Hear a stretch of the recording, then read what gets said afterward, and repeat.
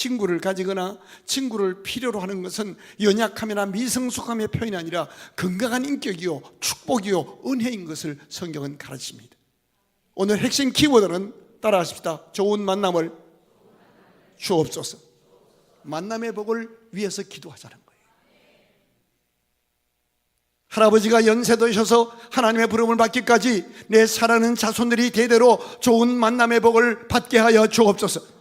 어느 날 복된 이웃교회 가서 부흥의 날 참석했다가 설교 말씀드린 대로 5 친구를 내 자손들이 만나게 하옵소서. 내가 그 5명이 되어주게 하옵소서.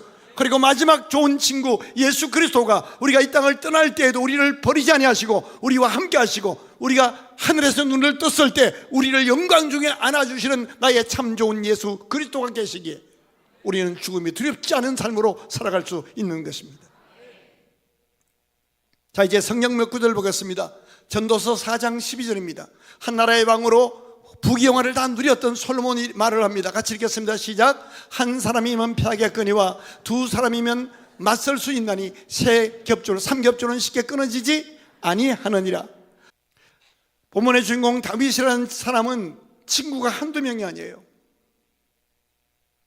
작은 숲을 이룰 정도의 많은 피난처에는 좋은 친구들을 가지고 있음을 성경은 자세하게 기록해 주고 있어요. 다윗이 처한 현실이 어떤 현실이에요? 개인적으로 엄난 죄를 짓고 살인교사하고 죄의식에 시달리고 있는 상황입니다. 부하의 아내인 밧세바와 간통했습니다. 그녀의 남편을 살인교사에서 죽음에 빠지게 했고 수개월 동안 시집되고 위선자로 살다가 그 모든 것의 결과로 아기를 잃었고 이제 모든 세계가 무너져 내리는 것을 목도하면서 죄의식과 죄책감에 후회감에 시달리기 시작합니다. 그 다음 절 읽어보실까요? 7절까지입니다. 이로 말미암아 모든 경건한 자는 주를 만날 기회를 얻어서 주께 기도할지라. 진실로 홍수가 범람할지라도 그에게 미치지 못하리라. 아무리 두렵고 어려워도 광풍이 몰아쳐도 두려워하지 마세요. 우리는 죽지 않습니다. 믿으시면 아멘. 대신 하나님께로 와서 토하면 살 수 있다는 거예요. 교회가 뭐 하는 곳이에요? 잘난 사람, 똑똑한 사람 인정받는 데가 아니에요. 여기 자기 똑똑함 드러내놓은 데 아닙니다. 죄인이 와서 있는 모습 그대로 와서 예수의 이름으로 토하여 용서함의 은혜를 받아 평안을 회복하는 곳입니다. 부유한 사람도 가난한 사람도 믿음 안에서 연단 받고 교회 살아가고 주님 살아가고 영혼 살아가면 하나님의 은사대로 쓰시는 거예요. 믿으시면 아멘. 자, 이제 시편 51편을 다시 한번 보겠습니다. 51편 1절부터 쭉 읽겠습니다. 시작. 하나님이여 주의 인자를 따라 내게 은혜를 베푸시며 주의 많은 긍휼을 따라 내 죄악을 지워주소서. 나의 죄악을 말갛게 씻기시며 나의 죄를 깨끗이 제하소서. 무릇 나는 내 죄가를 나오니 내 죄가 항상 내 앞에 있나이다. 이게 다른 사람이 아니에요. 하나님 마음에 아파하다가 2번이나 인정받았던 사람이요, 한 나라를 맡겨주셔서 통일왕국을 이루었던 사람이에요. 우리가 부르는 시편 가운데 100편 이상을 시를 써서 날마다 하나님 앞에 기쁨으로 찬양했던 민족적인 영웅이요 믿음의 대장부입니다. 그가 죄를 저질렀고 죄 저지른 다음에 그가 말합니다. 내 죄가 항상 내 앞에 있다고. 남들은 나를 믿음 좋은 목사로 보지만 내 속에는 늘 죄의 유혹이 나를 사로잡아 갑니다 라고 고백하는 거예요. 4절 읽어보실까요? 내가 주께만 범죄하여 주의 목전에 악을 행하여 싸우니. 같이 크게 읽어요. 시작. 주께서 말씀하실 때에 의로우시다 하고 주께서 심판하실 때 순전하시리라 하리이다. 그 다음 절입니다. 내가 죄악 중에 출생하였으며 어머니가 죄 중에 나를 잉태하였나이다. 내가 누구 때문에 범죄하고 상황이 그랬고 누구 때문에 시험 들고 그게 아니라는 거야. 내 속에 죄가 아예 태어날 때부터 있었다는 것을 지금 자백하는 거예요. 아직도 부모 탓할 거예요? 아직도 남편 탓할 거예요? 아직도 아내 탓할 거예요? 아니에요. 우리가 연약한 거예요. 그러면 우리가 회개하고 성령 충만하면 될 수 있어요. 죄는 크고 무섭지만 예수 그리스도는 죄보다 크셔요. 8절.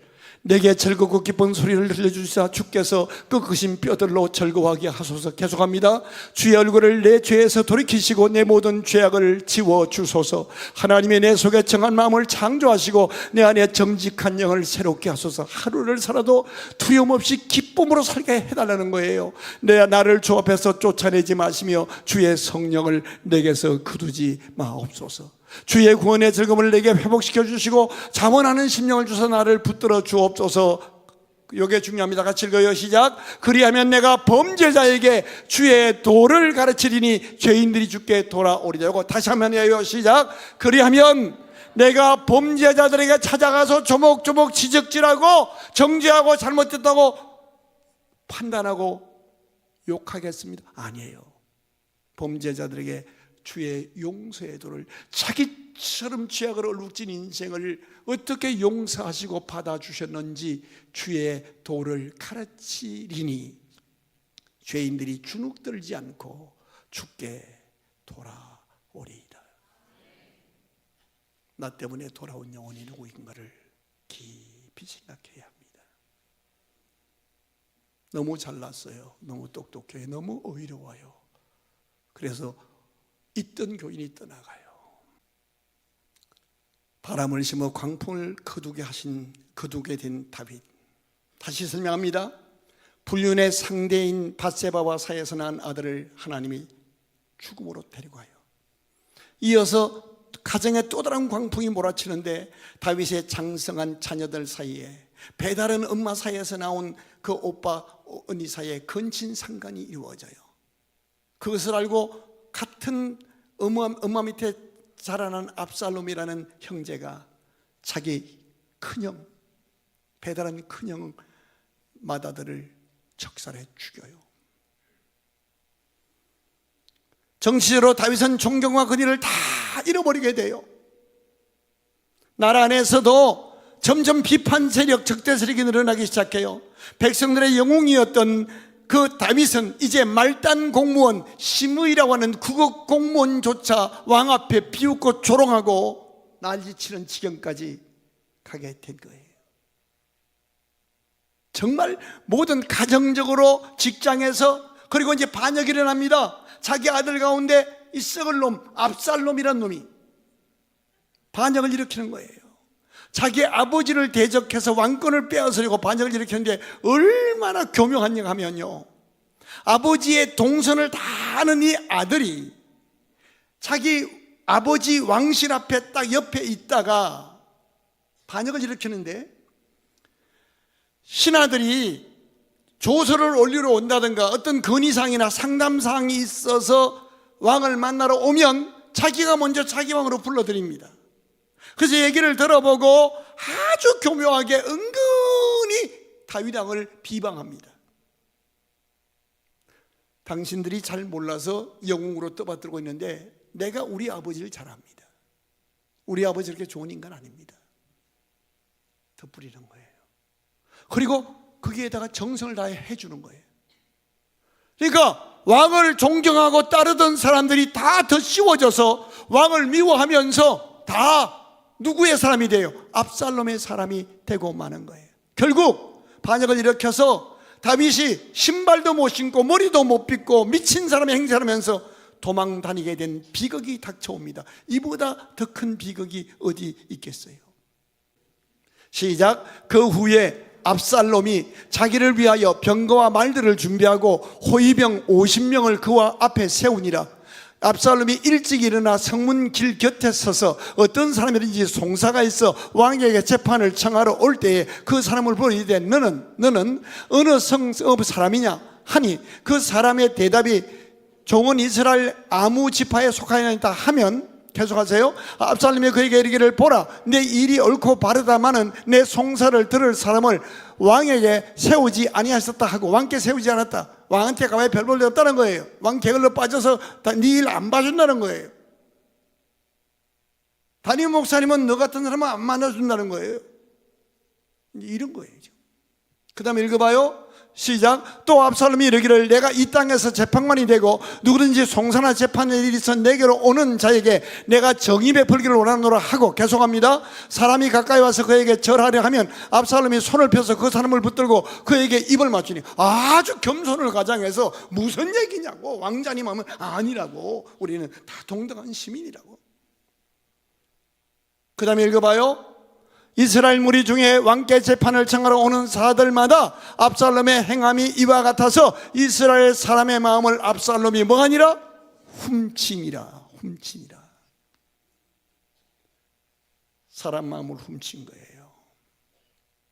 그렇게 차곡차곡 반역을 준비해서 치밀하게 실행하던 압살롬이 드디어 실행에 옮겨서 그 상황을 전령으로부터 보고받은 다윗이 부하들에게 도망갈 것을 지시합니다. 왕이 나가며 모든 백성이 다 따라서 벳메르학에 이르러 멈추었으니, 벳메르학, 벳 이건 집입니다. 베델 그러잖아요. 하나님의 집. 벳 이건 집을 말하는 거예요. 메르학 마지막이라는 뜻이에요. 다윗이 자신이 명령했던 시온성, 그 다윗성에서, 그 화려했던 다윗성에서 아들놈의 반역 때문에 신발도 못 신고 도망가는 거예요.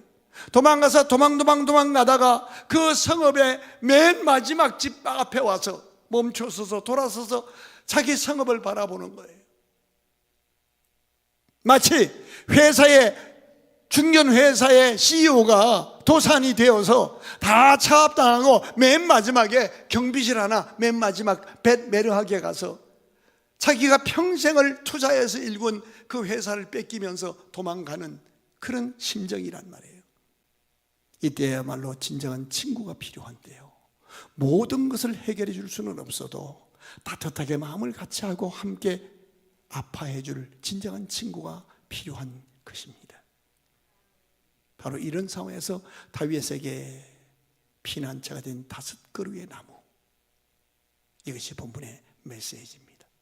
첫째로 18절 읽겠습니다. 벳메르학 마지막 집에서 다 잃고, 내가 이제 마지막 다 잃고, 병원 중환자실에서 마지막 호스피스 병동의 작은 방 마지막 벳메르학에 이르렀을 때, 그때 진짜 친구가 나타나는 거예요. 다 실패하고 감옥에 갇혀서 싸늘한 감옥의 독방에 갇혔 벳메르학에서 기가 막힐 농땡이에 빠졌을 때, 그때 주님은 우리를 버리지 않습니다. 그 주님의 영을 받은 믿음의 사람을 하나님은 친구로 보내십니다. 같이 읽어요. 18절 시작. 그의 모든 신하들이 그의 곁으로 지나가고, 다 이제 다 가버리는 거예요. 모든 그렛 사람과 모든 블레 사람과 왕을 따라 가드에서 온 모든 가드 사람 600명이 왕 앞으로 다 갔어요. 그런데 그 다음 절, 그때에 왕이 가드 사람 이때에게 이르되 어찌하여 너도 우리와 함께 가느냐? 너는 쫓겨난 나그네이니 돌아가서 왕과 함께 내 곳에 있으라. 가드라는 곳에 출신 하나가 이방 사람인데 자기 고향 사람 다 다윗을 버리고, 다윗은 지금 패주잖아요. 패주, 완전히 망해서, 그것도 자식놈에게 배신을 당해서 쫓겨나는 거예요. 근데 그때 생각지 못했던 이때라는 사람이 따라오는 거예요. 그러니까 다윗이 물어요. 너 원래 우리 사람 아니잖아. 너 고향으로 가. 지금 압살롬이 왕권 잡았으니 거기 가서는 먹고 살아. 나 따라가면 죽을 개고생해. 지금 그 얘기를 하는 거예요. 그 다음 절 읽어봐요. 너는 어제 왔고 나는 정처 없이 가니 오늘 어찌 너를 우리와 함께 떠돌아다니게 하리요?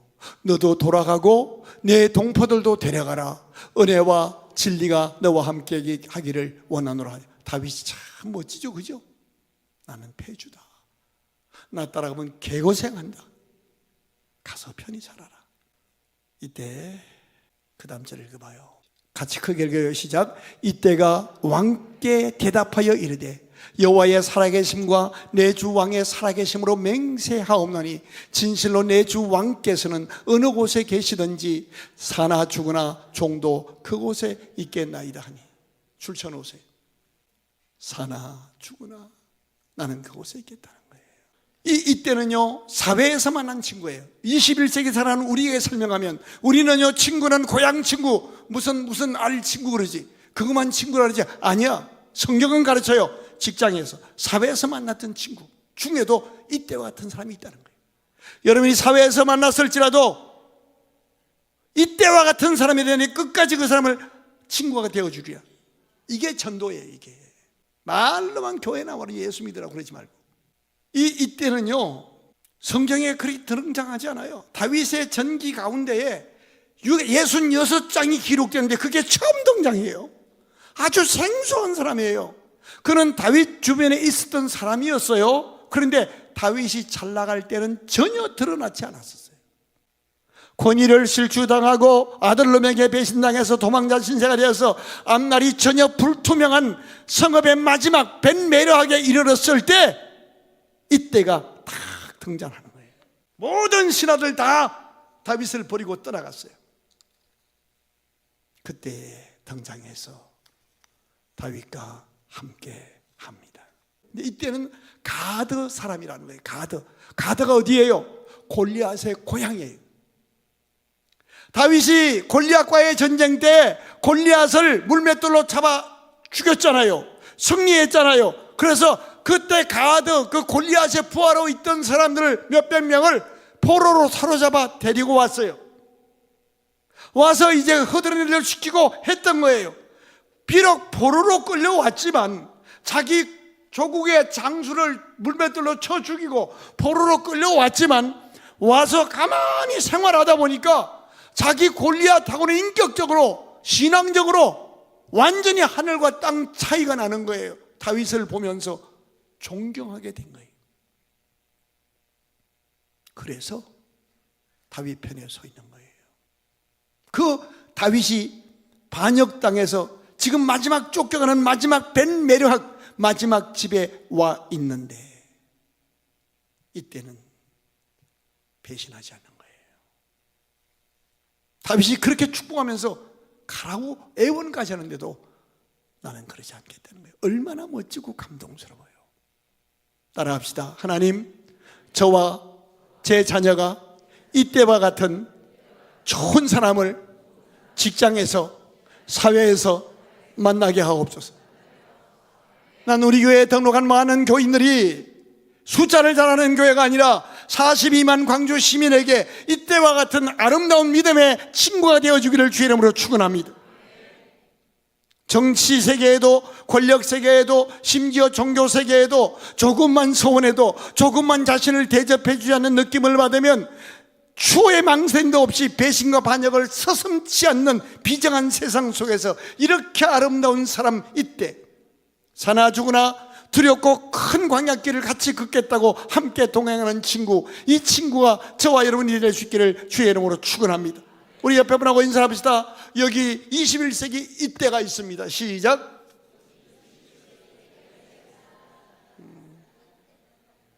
한 번 더 말하세요. 말 책임집시다. 시작. 두 번째 사람이 등장합니다. 따라합시다. 사독. 독사가 아니고 사독. 아비아달. 이 사람들은 제사장입니다. 말씀의 사람이에요. 레위인이었어요.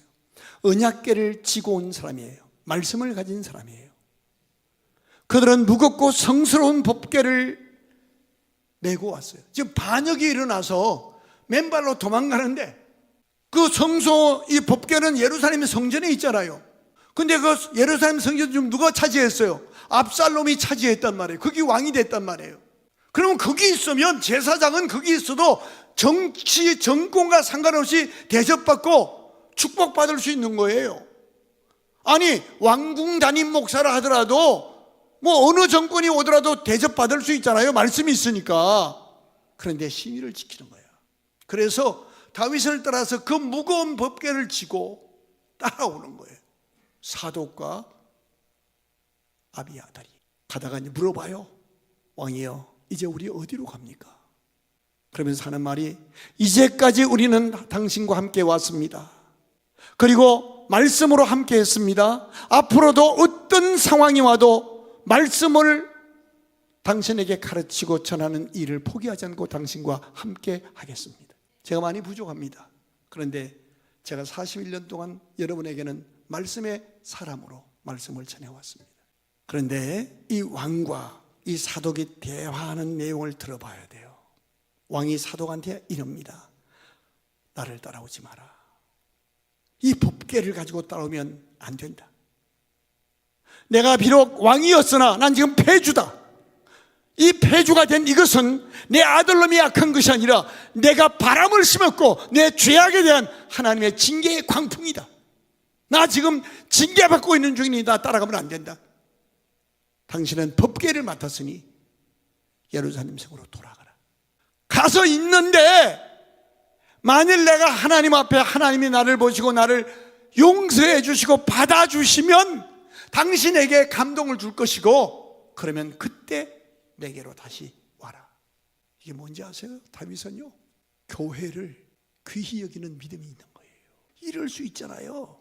이 말은요, 말씀을 나한테 유리한 대로 해석하고 교회 생활을 나 중심으로 나 편리한 대로 할 수 없다는 거예요. 지금 다윗이, 내가 아무리 왕이어도 내가 당신들이 날 따라다니면 안 된다고. 당신은 지금 어디에 있어야 한다는 거예요? 성전에 있어야 되고 교회가 중요하다고. 내가 도망가지만 하나님이 나를 정말 용서하시면 반드시 성전으로 다시 이끌어 주실 것이니 당신은 교회를 지켜야 합니다.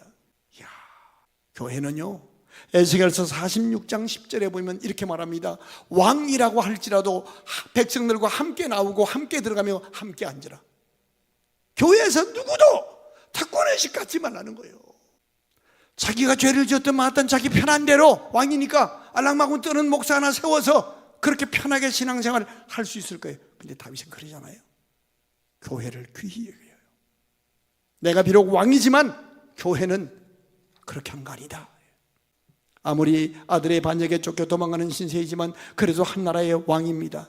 자기 친구들을 제사장들에게, 요즘 말로 말하면 우리가 교회 개척합시다라고 자기가 왕궁교회 하나 만들어서 자기가 이사장하고 아버지적인 설교를 해주는 그런 제사장들 둘만 한데 철저하게 하나님 앞에서 바른 신앙으로 절차를 지키며 하나님의 때를 기다리며 자기는 징계를 깨끗하게 맞으면서 더 낮아지고 비우며 광야 나루터에서 마음을 비우며 하나님의 용서가 온전히 말 때까지 기다리겠다는 겁니다. 이 신앙이 이 시대에 필요한 신앙입니다.